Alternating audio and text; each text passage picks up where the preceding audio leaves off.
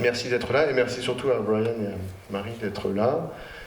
Ça a été un peu compliqué de régler les problèmes de voyage, mais on est vraiment très très heureux de vous accueillir en Périgord ce week-end.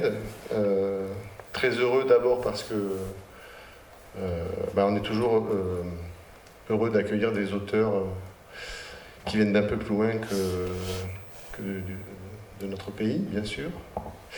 Et puis très heureux parce que vous allez nous parler d'un ouvrage qui, à notre sens, est d'actualité, puisque on va fêter les 150 ans de la Commune de Paris là, dans quelques mois.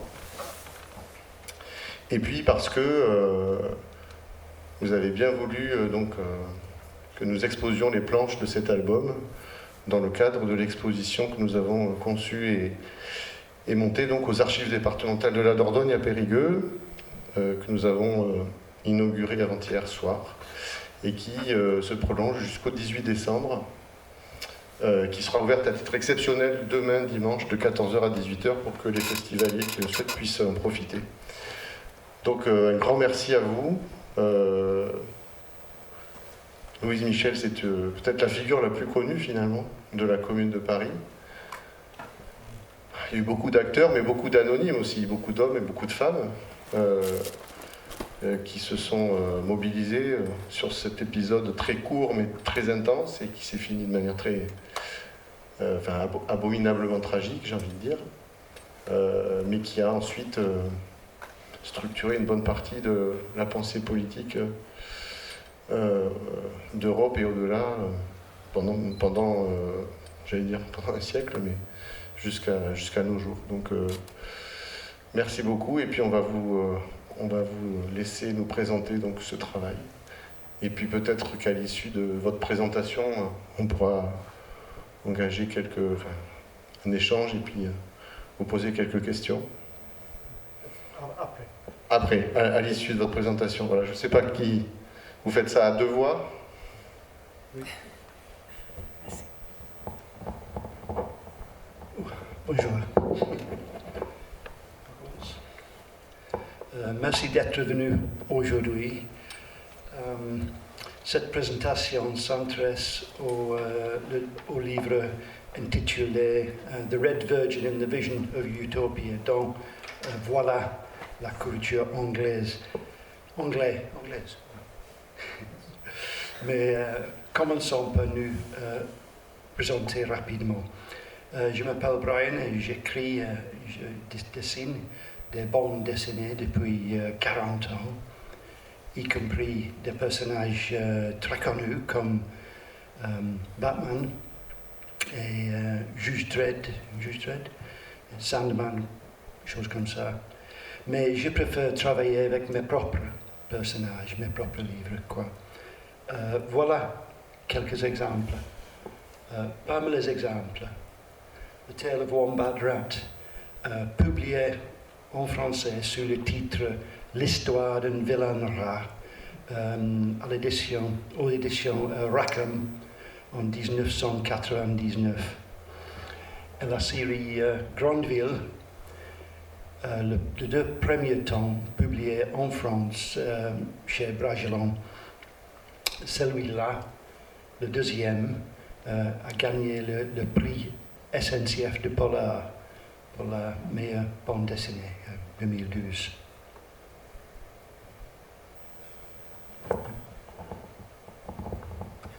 Pour ma part, tout à fait différent.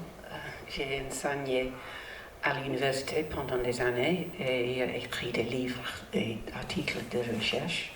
En 2009, j'ai décidé d'arrêter de travailler pour me consacrer à quelque chose de nouveau.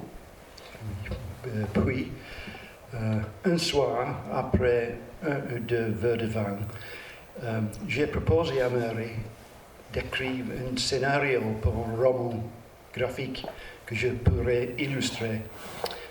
Voilà le premier résultat de notre collaboration, Daughter of a Father's Eyes, qui est le seul roman graphique britannique à avoir reçu un grand prix littéraire. Yes. Oui, c'est vrai, c'est vrai. C'est moi. Vous voyez, moi, j'écris des bandes dessinées depuis 40 ans, mais c'est elle qui l'a eu dès son premier essai. C'est ça. Ensuite est venue Sally Heathcote, Suffragette, publié en 2014, produit avec la collaboration de la dessinatrice Kate Charlesworth. Notre troisième ouvrage ensemble était publié en 2016, y compris en France, sous le titre Louise Michel, La Vierge Rouge. Et ça, c'est la nouvelle couverture. Oui. C'est formidable, quoi. Et voici le plus récent publié l'année dernière. Mais voilà, Louise Michel. Pour ceux qui connaissent pas bien Louise, elle était une figure du féminisme révolutionnaire du 19e siècle. C'est une femme très courageuse, à l'esprit affûté, qui joue un grand rôle dans la Commune de Paris. Elle gagne le cœur des foules, notamment par sa conscience sociale et son engagement sans relâche. Oui, elle était fascinante. L'histoire commence par la fin, les obsèques de Louise en 1905. Le cortège funèbre est en train de sortir de la gare de Lyon sous les milliers de regards de la foule venue pour lui rendre hommage. En même temps, à la gare, une jeune femme attend sur le quai pour accueillir une voyageuse. C'est Charlotte Perkins Gilman, une réformiste américaine très célèbre à l'époque. Elle est venue en Europe pour une tournée de conférences. J'utilise la conversation imaginaire entre ces deux femmes comme support narratif pour raconter la vie de Louise.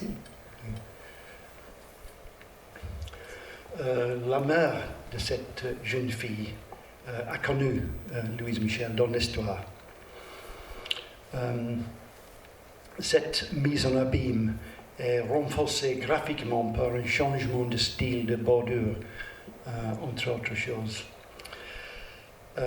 L'histoire de Louise commence en plein hiver, pendant le siège de Paris par l'armée prussienne. C'était un hiver particulièrement rude et la population crève de faim. Et voici Eliane, la mère de la jeune femme à la gare. Elle est en train d'entrer dans une maison à Montmartre où se trouve un groupe de femmes qui viennent de manger, de partager un repas. Parmi elles, Louise dénonce le gouvernement incapable qui ne nourrit pas la population, alors que la classe ouvrière est réduite à manger des rats et des chats. Les riches, eux, mangent des mets raffinés, même exotiques, jusqu'à se servir aux zoo. Voilà. Oui, la couverture de ce menu est basée sur un vrai cadre de l'époque avec ces aliments. Dans les pauvres quartiers du Nord, on rêve de révolution sociale depuis des années. Cet esprit revient de plus belle en septembre 70, quand les Prussiens capturent Napoléon III, entraînant la chute de l'Empire. On proclame alors la République. À ce moment-là, les effectifs de la garde nationale ont augmenté. Maintenant, il y a un bataillon dans tous les arrondissements avec un comité central qui les organise. D'ailleurs, les gardes nationales sont pratiquement les seuls à avoir un salaire dans Paris parce que toutes les usines sont fermées. C'est ça. Oui. Parmi les gardes nationaux, on trouve l'artiste Albert Robida. En effet, pendant le siège, beaucoup d'artistes ont rejoint la garde nationale comme Manet et Degas. Robida, dont voilà un autoportrait en uniforme, a vraiment existé. C'est le père du dessin de science-fiction. C'était un visionneur tout à fait remarquable. Regardez ces machines volantes en métal, ces bâtiments futuristes. Un vidéophone dans une cabine publique. Un vidéophone, une télévision qu'il a nommée la télé. Notez bien que nous sommes en 1880 ici. Un incubateur comme une tente à oxygène. Un téléphone public dans la rue et même un bataillon de femmes soldats. Et ces dessins d'une ville, d'une guerre imaginaire sont tout à fait remarquables. Il ressemble aux photos de la Première Guerre mondiale.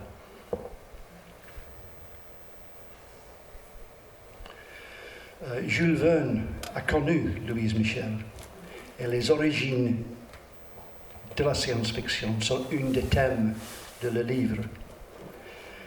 Ça m'a permis de faire un dessin d'une ville de futur inspiré par le dessin de Robida. Et voici un panorama du vieux Montmartre sur une page double. Le siège continue et maintenant la ville en dessous est bombardée par les Prussiens.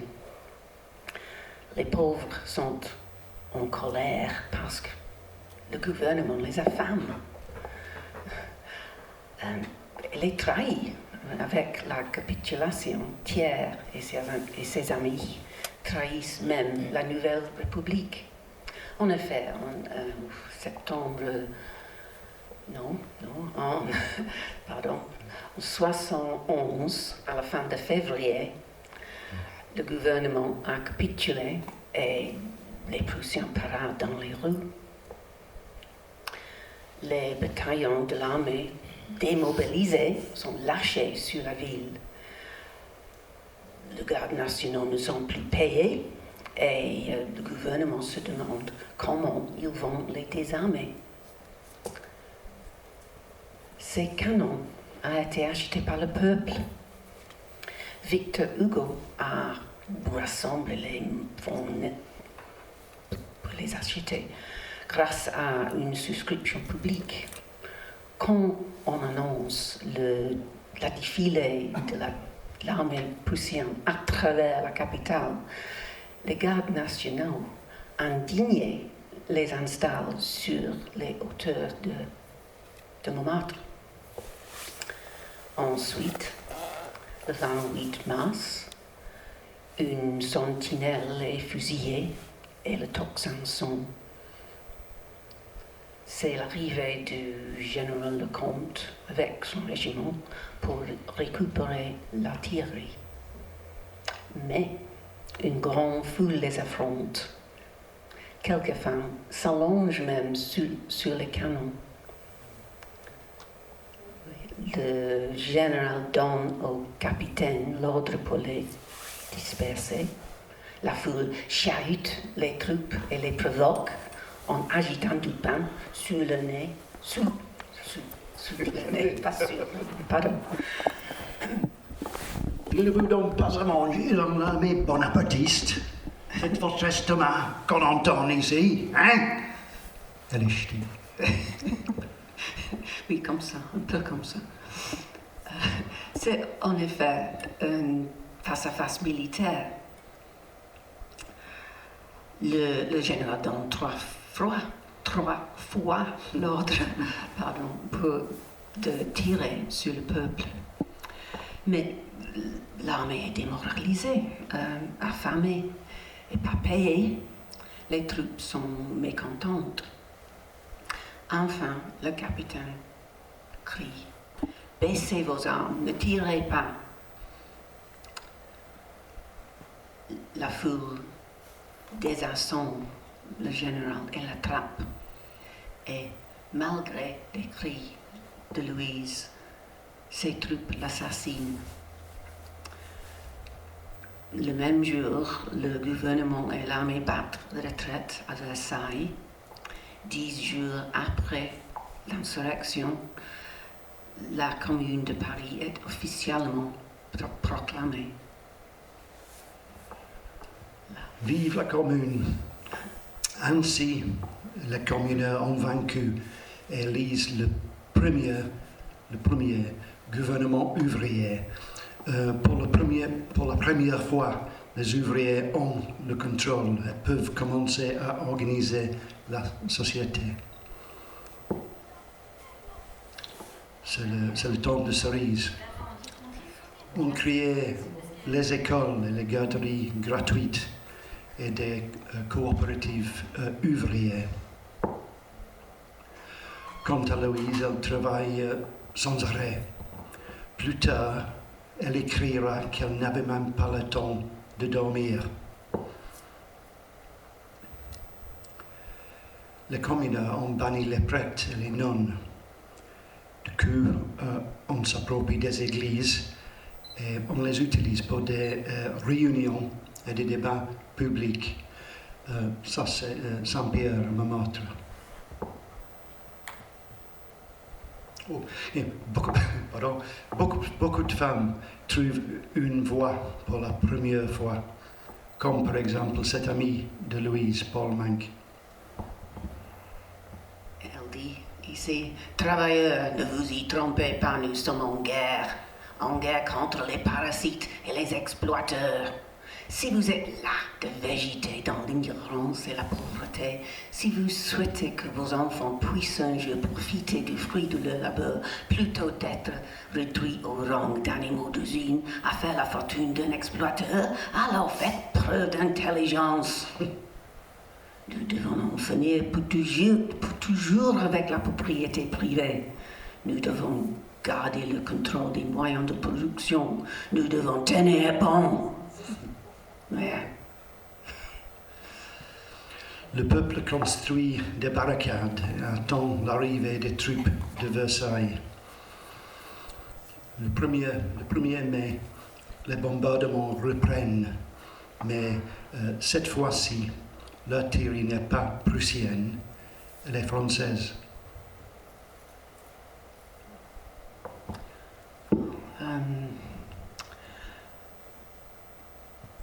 Parmi mes sources, une de mes sources était le journal personnel de John Layton, le journaliste envoyé du Times à Paris. Il décrit cette scène où les gardes nationaux transportent le pain en bout de baïonnette. J'aurais jamais pensé à ça, ce détail. Les mémoires de Louise elle-même étaient bien évidemment une autre source. J'ai trouvé cette scène avec une explosion qui provoque une cascade de pétales de cerisier. Bon, mais le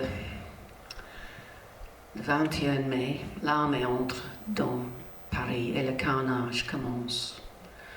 Les barricades tombent les unes après les autres à mesure que les soldats se taillent un chemin dans les rues. Bon nombre d'insurgés sont exécutés sur le champ.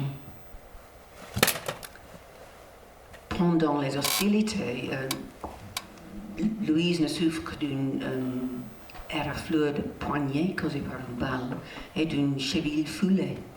Alors qu'elle se met en danger pratiquement tous les jours, elle semble d'avoir été particulièrement intrépide sur le feu ennemi, mais elle a toujours refusé d'être applaudie pour sa bravoure. Les insurgés sont exécutés avec des mitrailleuses. Comme l'explique Leighton, le journaliste anglais, une mitrailleuse placée à une centaine de mètres les fauche comme de l'herbe.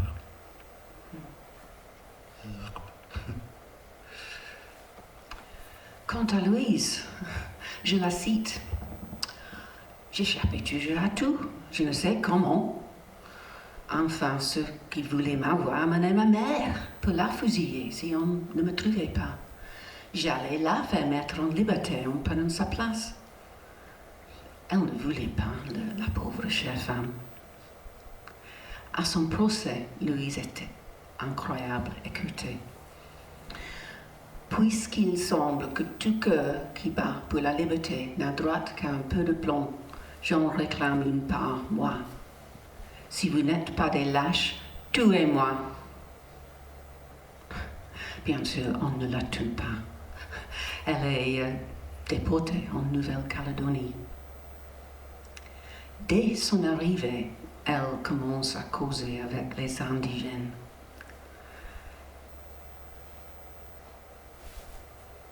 Elle constate très vite, très surprenamment pour son époque, elle regarde les gens en voyant au-delà de la couleur de peau. Oui. Elle constate très vite l'oppression des Kanaks par les Européens et fait le parallèle avec l'oppression des communards. Ici, ce jeune homme lui décrit l'arrivée d'Européens sur l'île. Les Blancs, il dit, sont tellement cupides, ont tellement façon de tuer. Vous prenez les terres, vous prenez la nourriture, vous prenez la force de nos épaules, mais vous ne donnez rien.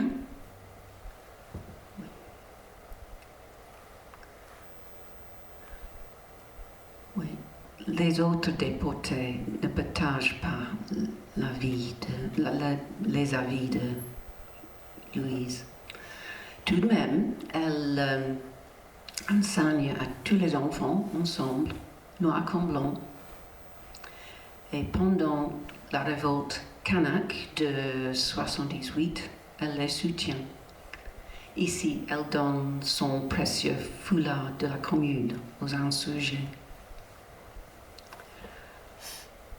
Bien sûr, les autorités coloniales dressent les tribus les unes contre les autres et écrasent le mouvement dans le sang.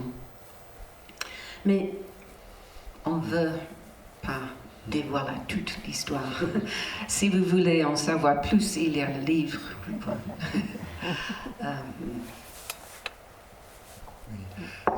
En cas où vous vous demanderiez comment et pourquoi nous les Anglais, nous sommes intéressés à Louise Michel. Voilà comment ça s'est passé. Après avoir fini le livre Sally Heathcote, Suffragette, Mary s'est mise à chercher un personnage féminin intéressant pour son prochain livre. À peu près à ce moment-là, un livre est arrivé par la poste. Ce livre-ci, The World That Never Was, Le Monde qui n'a jamais existé.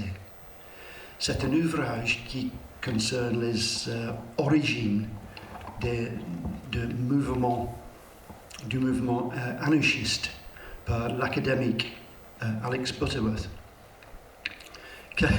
Quelques années plus tard, j'ai découvert que c'était parce qu'il est un fan de ma série Grandville, les polars. Auparavant, je savais presque rien de la commune ni de Louise Michel. Et ce livre a comblé mes lacunes. Peu après, nous étions à Paris et en passant devant l'hôtel de ville, on a vu une affiche pour une exposition des photos de la commune à l'intérieur. Alors, on y est allé. Voilà quelques exemples de ces clichés.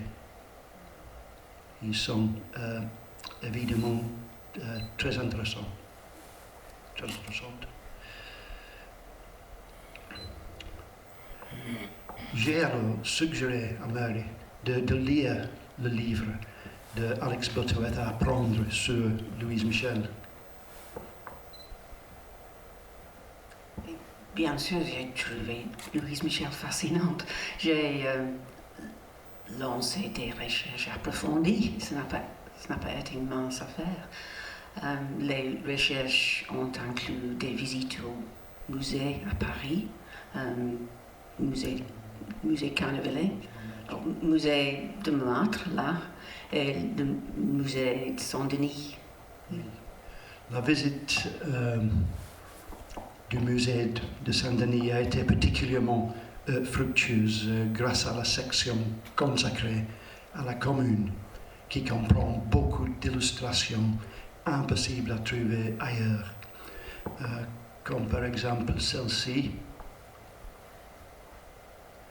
Cette rue qui n'existe plus maintenant, la rue des Rosiers à Montmartre, fut le théâtre de l'exécution du général Lecomte. C'est une petite mouche ici. C'était important pour moi, en tant qu'artiste, d'acquérir un sens de l'endroit et de prendre des photos pour recherche future. J'ai, par exemple, utilisé ce restaurant dans le livre. Le voilà. Mais ce n'est pas seulement à Paris qu'il a fallu faire des recherches. On est allé en Nouvelle-Calédonie pour les vacances de Noël, pour marcher dans les pas de Louise, bien sûr. Alors ici, vous pouvez voir comment j'ai utilisé ces photos. Oui, on est allé au musée encore, 3 encore, le musée d'Océanie. Le musée d'Océanie nous fascinait le plus.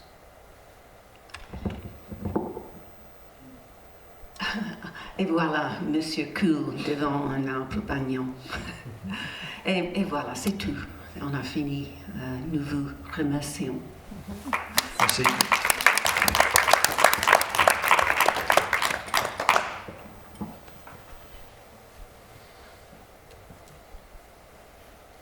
J'ai bien commencé. Oui.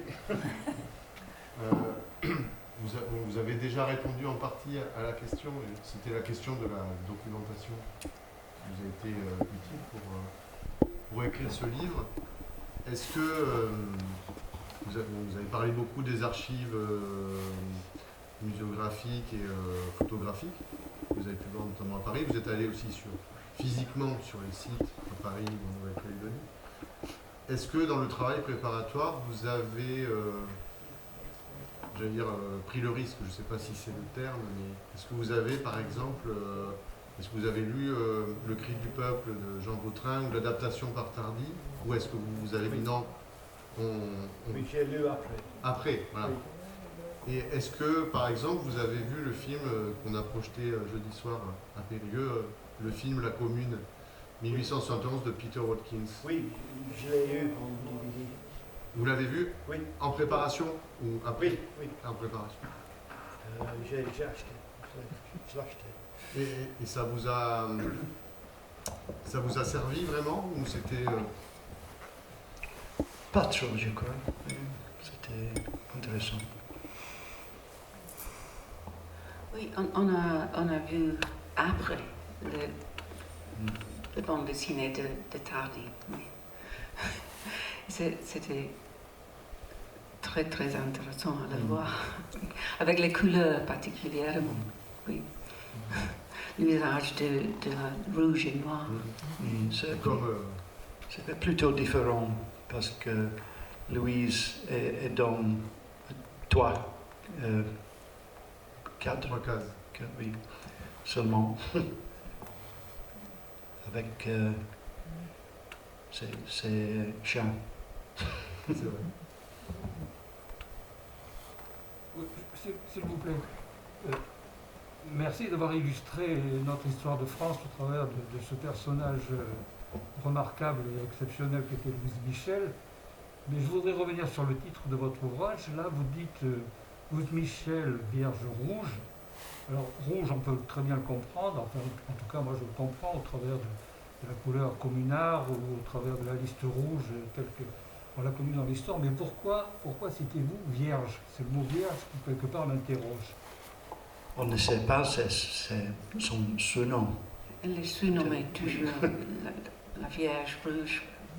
Elle est une célibataire, peut-être. Elle ne s'est jamais mariée. Oui.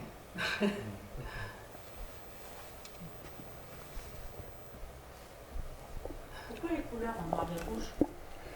Noir et rouge. J'ai pensé, il était évoqué le passé, le temps de commune. Mais j'ai utilisé le rouge aussi parce que, d'abord, elle s'appelle la Vierge rouge, mais c'est la couleur de révolution, la couleur de sang. Et aussi, le noir, blanc et rouge vont très bien ensemble. Ils marchent très bien. Et le rose est pour la commune. Oui. La tombe de cerise. Oui, c'est ça.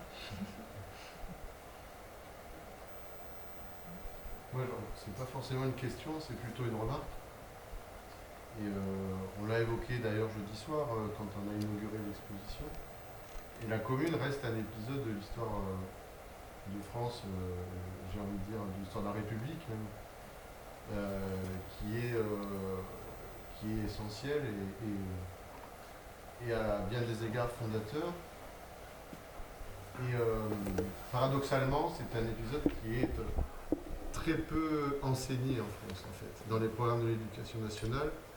Alors ça a peut-être changé, moi ça fait hélas un certain temps que j'ai quitté mon cursus scolaire et universitaire maintenant, mais c'est une période, le 19e siècle est en partie, et notamment la partie centrale du 19e siècle est très peu étudiée, très peu enseignée et très absente des programmes scolaires. Enfin, peut-être, je sais qu'il y a quelques enseignants dans la salle, peut-être qu'ils me contrediront, mais à mon époque, on enseignait l'histoire jusqu'à la Révolution de 1789, jusqu'à Napoléon, et après, hop, on reprenait en 1914 avec la Première Guerre mondiale quasiment. Ce qui est assez paradoxal, alors que dans l'enseignement littéraire, enfin, les cours de français, de littérature ou les cours de dessin ou de l'histoire de l'art, le 19e siècle occupe une place essentielle. En histoire, c'était vraiment... on a l'impression qu'on passait de Napoléon Ier à Clémenceau, quoi. Enfin, j'exagère un peu. C'est exactement pourquoi notre éditeur français voulait publier le livre.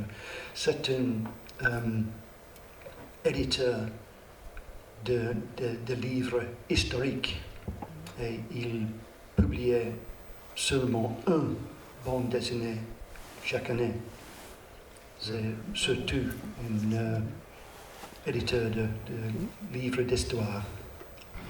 Mais il voulait que les gens apprennent sur Louise Michel.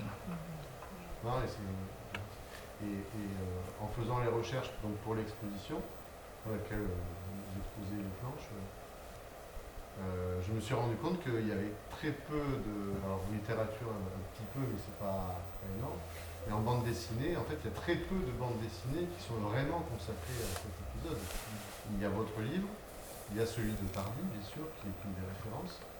Il y a la série, le triptyque scénarisé par Wilfried Lupano, qui s'appelle Communard, qui rend hommage au rôle des femmes, mais sur 3 albums qui sont des fictions, en fait, qui ont la commune comme, je toile de l'ai vu, fond. je l'ai vu. Voilà. Et, mais en fait, alors il y a une bande dessinée en 3 volumes qui est sortie là, ces dernières années aussi, qui s'appelle Les Damnés de la commune. Mais qui est une bande dessinée donc illustrée à partir de gravures de l'époque. C'est pas l'auteur qui a dessiné, en fait il a réutilisé, c'est un gros travail, réutilisé des gravures d'époque. Mais en fait, une fois qu'on a fait ça, on a fait le tour de tout ce qui existe dans le 9e art en matière de... Enfin, sur le sujet de la commune. Ça confirme le fait que ça reste un épisode quand même fondateur, mais qui est quand même resté un peu obscur et que les gens aujourd'hui, les gens connaissent, je dis la commune, oui, mais les gens connaissent très mal le déroulement de ces 2 ou 3 mois qui sont absolument incroyables. Oui, alors aussi, une bonne remarque, on les remercie dans l'exposition, mais on a aussi, je ne sais pas si vous avez eu un contact avec eux, Alain et Désiré Frappier, qui sont des auteurs de bande dessinée, qui n'ont pas fait d'album spécifique sur la commune, mais qui font des livres plutôt engagés, et qui sont membres de l'association des amis lieux et des amis de la commune de Paris. Est-ce que vous avez eu, j'imagine peut-être, des contacts avec eux? Oui, j'ai trouvé le site sur Internet, oui. J'ai utilisé leur archive. Ouais. Oui. Ils ont un site qui est très bien fait, Oui. assez riche.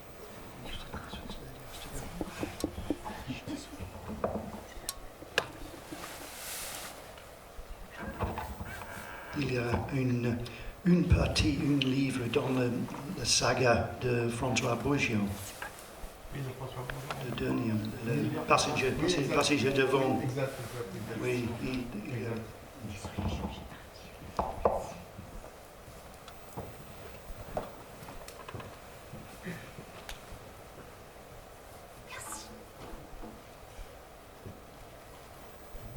qu'il y a d'autres questions?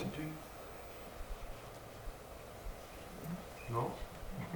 Bien, merci beaucoup. Et alors donc, j'invite celles et ceux qui n'auraient pas eu l'occasion d'y aller à visiter l'exposition qu'on consacre à la commune de Paris, aux archives, et qui, on parlait tout à l'heure du rouge, du noir, et c'est vraiment, pas le plus objectif pour en parler, mais il me semble que c'est une très bonne exposition qui, d'un point de vue esthétique, en plus, voilà, est dans des tons, vraiment dans le rouge, le noir, le gris, le blanc, il y a une vraie unité esthétique de couleurs.